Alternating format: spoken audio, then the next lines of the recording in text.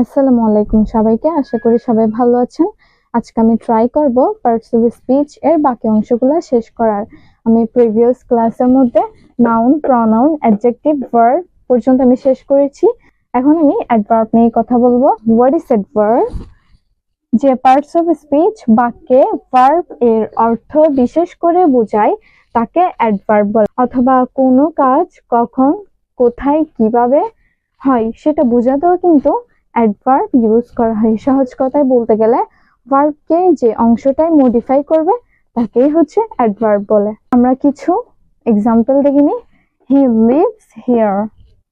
তাহলে আমরা যদি এই সেন্টেন্সটাকে ওয়্যার দিয়ে কোয়েশ্চেন করি, where does he live? He lives here. তাহলে আমরা where দিয়ে কোয়েশ্চেন করলে আনসার কি পাচ্ছি? সে কোথায় থাকে?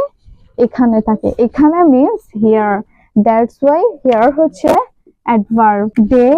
They went outside.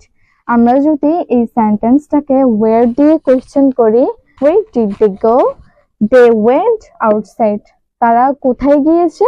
তারা বাইরে গিয়েছে। তাহলে আমরা where দিয়ে কোয়েশ্চেন করলে এখানে পাচ্ছি where, outside, বাইরে গিয়েছে। বাইরে means outside, that's why outside হচ্ছে adverb. Next sentence, where are you going? তুমি কোথায় যাচ্ছ? এখানে কিন্তু ডিরেক্টলি কোয়েশ্চেন করে ফেলেছে। এখানে প্লেসটা বা জায়গাটা হাইট রেখেছে, এখানে জায়গা মেনশন করে নাই। তুমি কোথায় যাচ্ছ তার মানে ভার্ব, গোয়িং ভার্ব, ভার্বকে মডিফাই করেছে। কোথায় যাচ্ছ তার মানে ওয়েরই হচ্ছে এখানে অ্যাডভার্ব। আরো কিছু এক্সাম্পল দেখে নেওয়া যাক, যেমন হি ওয়াকস স্লোলি, এগুলো হচ্ছে ওয়্যার দিয়া, এগুলো হচ্ছে হাউ দিয়া।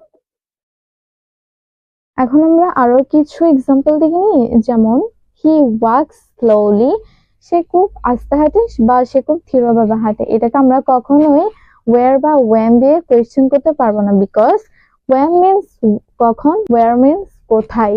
তার মানে আমরা এই সেন্টেন্সটাকে যদি ওয়্যার বা ওয়েন দিয়ে কোয়েশ্চেন করেও থাকি আমরা আনসার পাবো না, কারণ এই সেন্টেন্সের মধ্যে কোনো টাইম বা প্লেসের কথা মেনশন করে নাই। এখানে যেহেতু কোনো জায়গা বা সময়ের কথা বলা হয় নাই, সেহেতু আমরা কোয়েশ্চেন করলে এখানে আনসারটা পাবো না। দ্যাটস ওয়াই আমাদের হাউ দিয়ে কোয়েশ্চেন করতে হবে। আমরা যদি হি ওয়াকস স্লোলিকে হাউ দিয়ে কোয়েশ্চেন করি, হাউ হি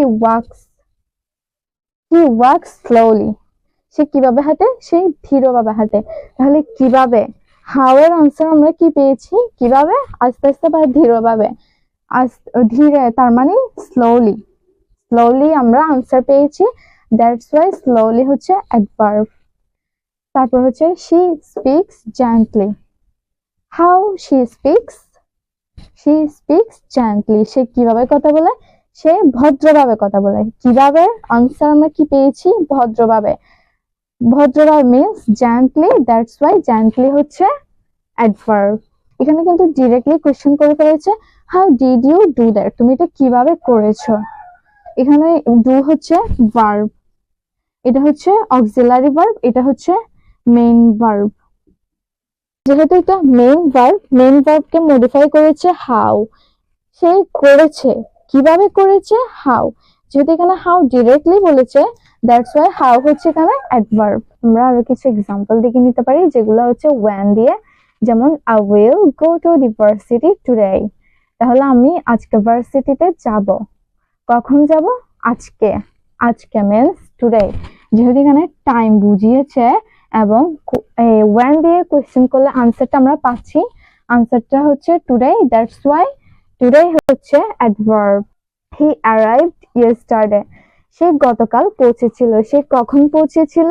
গতকাল। গতকাল means yesterday, that's why yesterday হচ্ছে অ্যাডভার্ব। আর কিছু অ্যাডভার্ব আমি নিচে লিখেছি, যেমন নাও, সুন, আফটারওয়ার্ড।